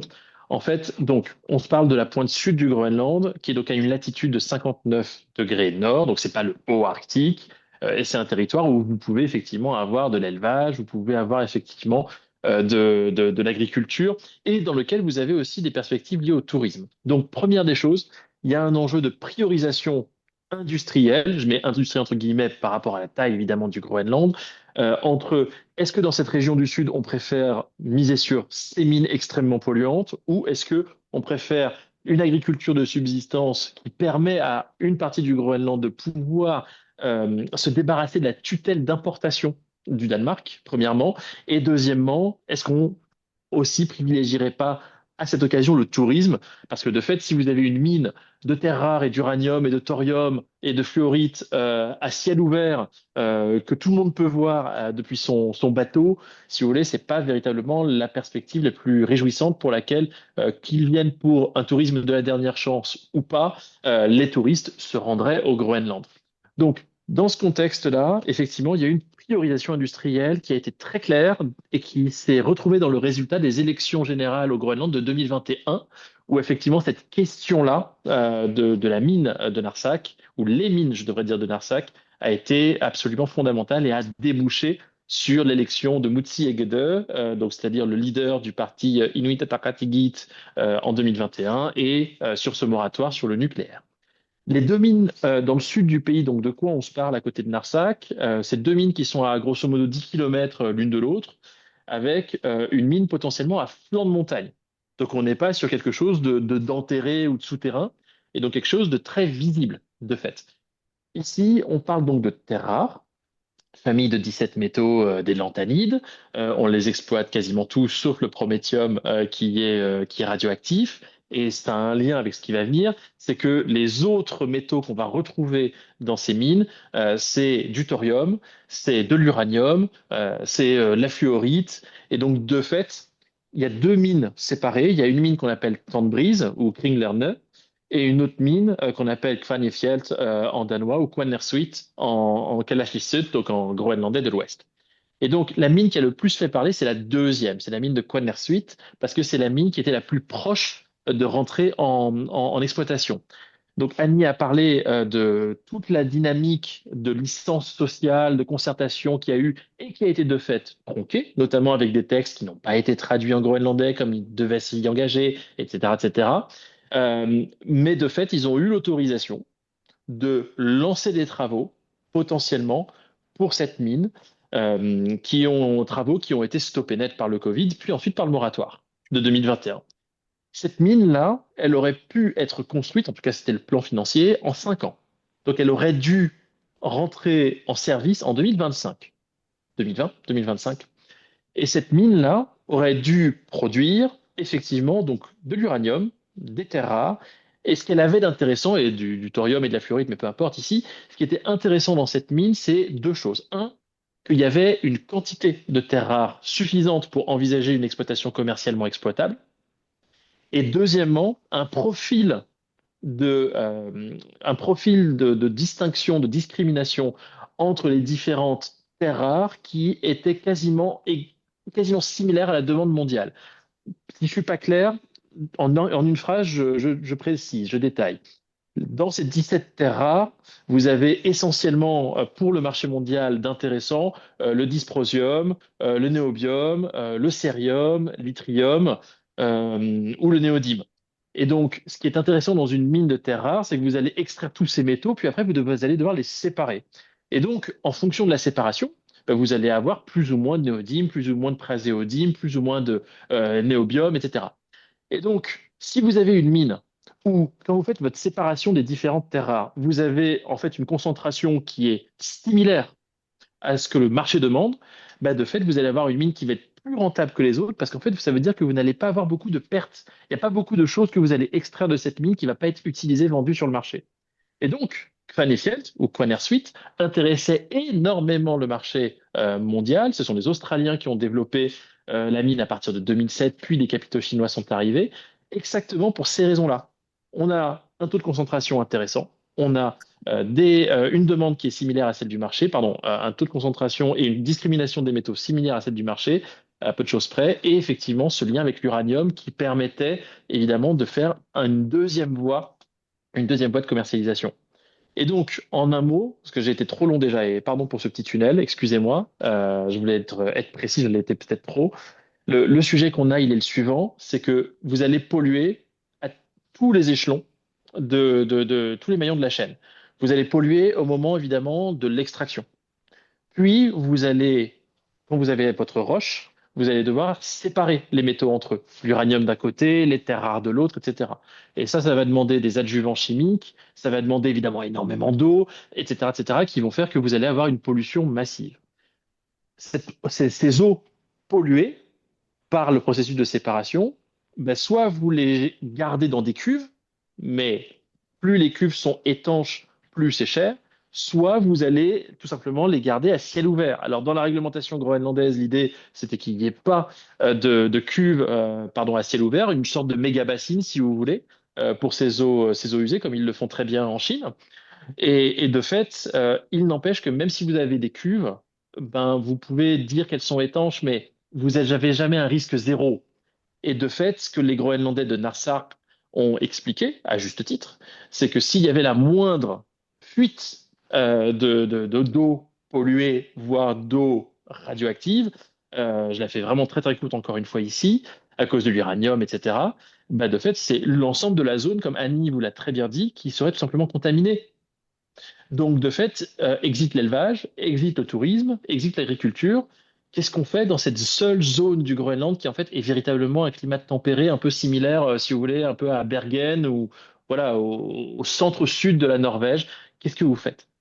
Donc, dans ce contexte-là, il y a une limite qui a été posée, c'est celle du moratoire sur l'uranium qui de fait bloque le développement de la mine en règle générale. Et puis ensuite, une fois qu'on a séparé les métaux, il faut séparer les terres rares entre elles, ce qui entraîne encore d'autres pollutions. Puis ensuite, il faut les raffiner. Mais ça, le raffinage, la boîte qui voulait développer cette mine faisait le raffinage en Chine. 100% de la production de la mine brute était censée partir en Chine, être séparée, puis et était censée être raffinée pardon, là-bas. Donc, de fait, une partie de la pollution aurait été transportée en Chine. Voilà, voilà. Mika, les gens disent énormément merci pour la culture générale, c'est superbe, on a appris tout plein de choses. Mais alors, qu'est-ce qu'on fait de point de vue politique, en quoi ça intéresse les écologistes? Et donc, je pense que il y a un projet avec Damien Girard demain à l'Assemblée nationale, à moins que les dates ont changé. Est-ce que tu peux nous dire un peu plus? Oui, alors Damien Girard et plus généralement le groupe écologiste à l'Assemblée nationale a proposé au début de l'année 2025 d'avoir une résolution de soutien au peuple groenlandais par rapport évidemment aux menaces et à tout ce qu'a fait Donald Trump sur le début de l'année 2025 et même avant. Cette proposition de résolution a été également reprise, si vous voulez, par le groupe macroniste, et notamment par Vincent Corr, qui en est donc, si je ne dis pas de bêtises, le co-rapporteur, mais Mélanie me corrigera peut-être, ou si on a un élu avec nous, me corrigera peut-être. Et donc demain, effectivement, sera discutée en hémicycle cette proposition de résolution de soutien aux Groenlandais. Et puis mercredi matin, la commission des affaires étrangères des affaires étrangères de l'Assemblée nationale, présidée par Bruno Fuchs, organisera une audition et seront auditionnés eh bien, votre serviteur déjà, et puis sera auditionné également le président, le député, président de la commission des affaires étrangères et de la défense du Parlement danois, le Folketing. Donc on aura aussi ça qui sera une audition publique mercredi matin de 9 heures à 11 heures et qui de fait dans le calendrier précède l'ouverture du consulat français à Anouk qui aura lieu vendredi dans la journée. Voilà le calendrier de la semaine. Qu'est-ce qu'il y a dans la résolution? Alors, il y a plein de choses. Et puis, évidemment, il y a des amendements qui ont été déposés par un certain nombre de groupes politiques, notamment l'amendement de LFI qui est particulièrement intéressant puisque l'amendement de LFI pose la question en fait, du cadre otanien dans lequel pourrait s'inscrire le soutien au Groenland. Donc, de fait, il y a un vrai débat sur la question de est-ce qu'on devrait soutenir ou pas le fait de positionner des forces, des troupes de manière permanente française au Groenland. Ça, c'est le premier sujet. Et deuxièmement, l'autre question qui va être débattue, qui va être posée, c'est est-ce que véritablement il faut soutenir les objectifs de l'OTAN au Groenland? Est-ce que c'est le bon cadre? À partir du moment où, en fait, l'OTAN, pour ce qui est de LFI, il considère que cette organisation est alignée sur les intérêts états-uniens.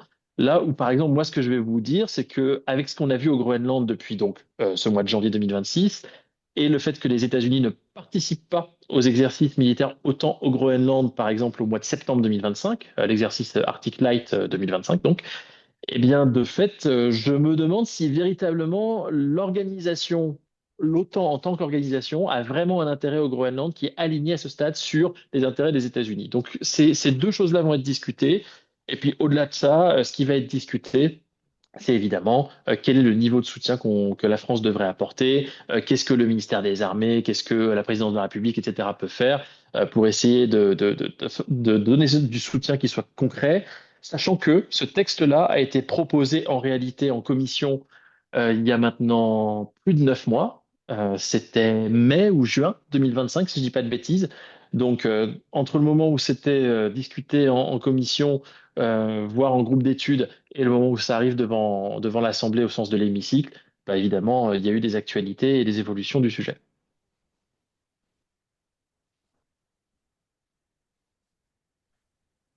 Merci beaucoup. Je vois qu'il est 22h03, donc on va pas tarder à conclure ce séminaire. Euh, Peut-être une dernière question ouverte. Euh, donc une question, ça paraît le pire moment pour le Groenland de tenter une indépendance du Danemark. En cas d'indépendance du Groenland, j'ai lu la question sans, sans la réinterpréter, mais en cas d'indépendance du Groenland, ce nouveau pays pourra-t-il répondre aux visées impérialistes d'autres pays? Alors, je vais commencer, puis Annie, je vais te céder la parole, comme ça tu auras le dernier mot, si ça te convient, et tu pourras corriger ce que je dis. Sur la question de l'indépendance, aujourd'hui, les sondages sont assez clairs et ils sont constants depuis plus de 15 ans. La majorité des Groenlandais veulent leur indépendance. Annie vous l'a dit tout à l'heure. C'est grosso modo un ordre de grandeur des 2 tiers des Groenlandais qui souhaitent leur indépendance. Mais les 3 quarts des Groenlandais ne souhaitent pas l'indépendance si ça impliquait une baisse du niveau de vie ou une baisse, par exemple, des revenus de transfert ou une baisse, par exemple, du niveau de sécurité sociale ou en tout cas de redistribution. Donc il y a un élément qui est clé là-dessus ici et qui fait que effectivement, le principal débat au Groenland, c'est pas la question de l'indépendance, qui est un objectif à long terme pour la majorité des gens, mais c'est à quelle vitesse, avec quel niveau de radicalité également, et avec quelle place pour le Danemark, l'Union européenne et d'autres partenaires actuels du territoire. Et donc, en un mot, sur cette question de l'indépendance, aujourd'hui, les 5 chefs de parti au Groenland, donc représentés au Parlement groenlandais, l'Inatsisartut, ont été très clairs la semaine dernière avec une déclaration commune. Les 5 chefs de parti ont dit, ce n'est pas l'heure de discuter de l'indépendance. On a, si vous voulez, d'autres chats à fouetter, pour parler trivialement, et de fait, on a une unité entre les partis qui soient unionistes, comme Atasut, les partis qui sont un petit peu modérés, comme Démocratique, le parti du Premier ministre actuel Jens Frederik Nielsen, ou des partis indépendantistes plus ou moins radicaux, allant de Inuit Ataqatigiit et Siumut jusqu'au parti Nalerak. Donc, dans ce contexte-là, les 5 chefs de parti se sont alignés sur l'idée de dire, pour l'instant, on doit être unis. Et aujourd'hui, c'est le Danemark et les partenaires européens, canadiens, qui sont en fait notre paratonnerre. Donc, on va travailler dans ce cadre-là. Et il y a un parti qui reste au Groenland, le parti Kuujjuaq. Et ce parti-là, qui a été créé à la faveur des élections groenlandaises de mars 2025, et c'est le seul parti pro-Trump, en réalité, du territoire, qui milite, si vous voulez, pour la faire très courte, pour une indépendance du Groenland, pour ensuite s'associer d'une manière ou d'une autre, voire s'intégrer dans les États-Unis d'Amérique. Et ce parti-là, aujourd'hui, le seul parti groenlandais à ne pas être représenté au Parlement. Ils ont fait 1,1% des voix, donc 300 voix aux élections de mars 2025. Et très clairement, eux n'ont pas signé donc cette déclaration des 5 chefs de parti. On peut tout à fait comprendre pourquoi.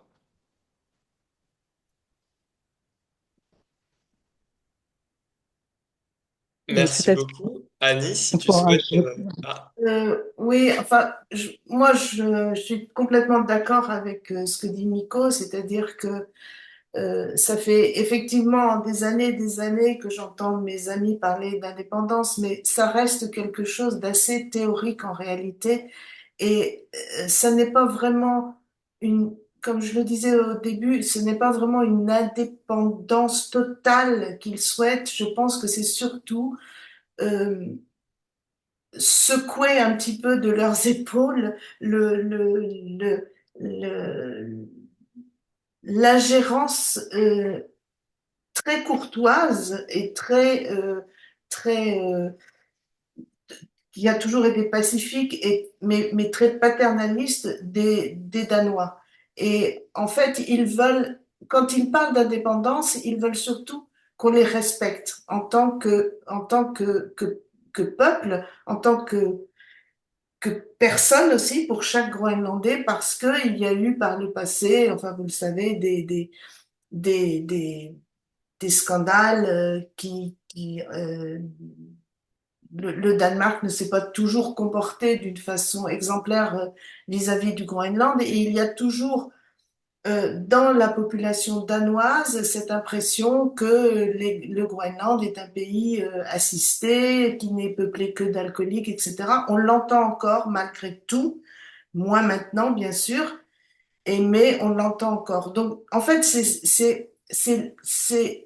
quand ils réclament leur indépendance, je pense que les Groenlandais ne s'imaginent pas que même indépendants, ils seraient totalement séparés du Danemark. Euh, leur pays ami sera toujours le Danemark et, et en aucun cas un autre pays. Ils sont bien conscients qu'ils ne peuvent pas être totalement indépendants comme d'autres pays, que s'ils étaient même indépendants, ils seront obligés de s'allier avec un, un autre pays et cet autre pays ne peut pas être autre chose que le Danemark. Voilà ce que j'ai ressenti des discussions avec tous mes amis groenlandais depuis des années.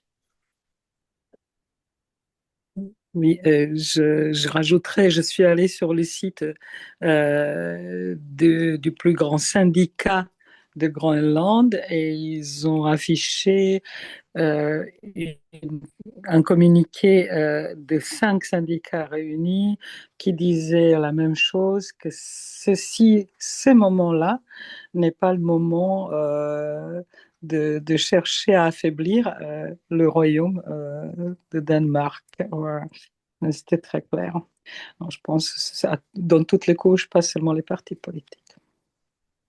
Et puis je voulais juste ajouter comme ça que le roi du Danemark, la famille royale danoise est extrêmement aimée et appréciée au Groenland Mhm. et que même en cas d'indépendance, les Groenlandais ne se verraient pas quitter le royaume du Danemark. Et Mhm. le roi du Danemark, je crois qu'il est où il va, non, il part bientôt dans une semaine, je crois, au Groenland. Et en fait, euh, c'est une petite ou une grande, je sais pas, carte à jouer pour le Danemark, puisque Trump est fasciné par les royautés européennes. Et donc, le fait que le roi du Danemark soutienne les Groenlandais qu'il aime beaucoup parce qu'il a lui-même vécu un peu au Groenland, il a fait partie de la patrouille Sirius, etc. Je crois que c'est un petit pied de nez à Trump. Voilà. Et je vais même aller un tout petit peu plus loin en vous disant qu'effectivement, le modèle qui pourrait émerger, c'est un modèle un peu à la canadienne, c'est-à-dire où effectivement, le roi du Danemark, comme le roi du Royaume-Uni, pourrait tout à fait être le chef de l'État groenlandais, d'un État groenlandais indépendant comme l'est le Canada, même si effectivement, il ne gouvernerait pas. Vous voyez ce que je veux dire? C'est exactement ce qu'on a au Canada avec donc le roi d'Angleterre, qui de fait est le monarque auquel est rattaché le Canada en tant que pays, et qui fait que si, par exemple, Donald Trump d'aventure attaquait le Canada, eh bien, de fait, il attaquerait un territoire où le chef de l'État.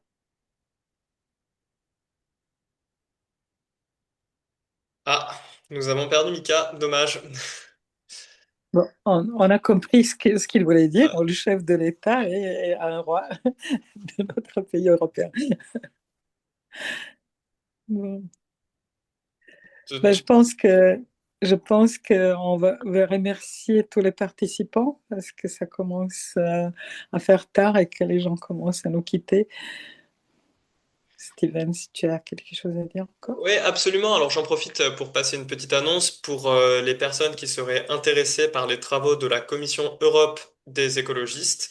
Nous avons une plénière jeudi soir où l'on expliquera l'actualité de la commission avec une introduction par notre eurodéputé écologiste Les Verts ALE, David Corman. Et nous présenterons, pour les personnes qui le souhaitent, comment s'impliquer dans la Commission Europe, comme par exemple faire ce type de séminaire. Et sinon, je n'ai rien à ajouter et merci à toutes et tous d'être venus. On était nombreux ce soir, 134 personnes pour ce webinaire et je vous souhaite à tous une très belle soirée. Alors moi, je Mille vais me merci. permettre d'ajouter un truc, si vous me permettez. Le Ah, livre t'es revenu, d'Annie, oui. déjà le Merci. livre d'Annie, premièrement, pour Oui. comprendre la vie au Groenland, il n'y a rien de mieux, je pense, que de lire le livre d'Annie. Vous allez en donner les références tout de suite. Et sinon, je vous renvoie aux travaux par rapport à tout ce que j'ai évoqué, les mines, etc., aux travaux de Marine Duc, aux travaux de Pia Bayeul, aux travaux de Anna Soer. Merci d'avoir été là, typiquement. Anna Soer qui travaille également sur le Nunavut, juste de l'autre côté. Et de fait, il y a plein d'autres chercheurs et chercheuses qui font un excellent travail sur le Groenland. Donc, allez sur Google Scholar et cherchez-les. Ils sont pas forcément sur X, Twitter, Blue Sky et compagnie. Et ces travaux sont absolument fondamentaux. Mais le livre d'Annie, bien sûr, en favori. Alors, le livre d'Annie, comment il s'appelle? Quel est l'éditeur? Il s'appelle Nakorsak, qui veut dire Nakorsak est le sous-titre Médecin au Groenland, Nakorsak voulant dire médecin en groenlandais. Et il est édité aux éditions Transboréales. Voilà, merci. Merci beaucoup. C'était très, très gentil de votre part. Merci, je vous mets le lien dans le chat, le lien du livre. Bonne soirée à toutes et à tous. Merci d'avoir participé. À bientôt. Merci beaucoup. Merci, au revoir. Au Salut revoir. Annie. Salut tout le monde. Merci.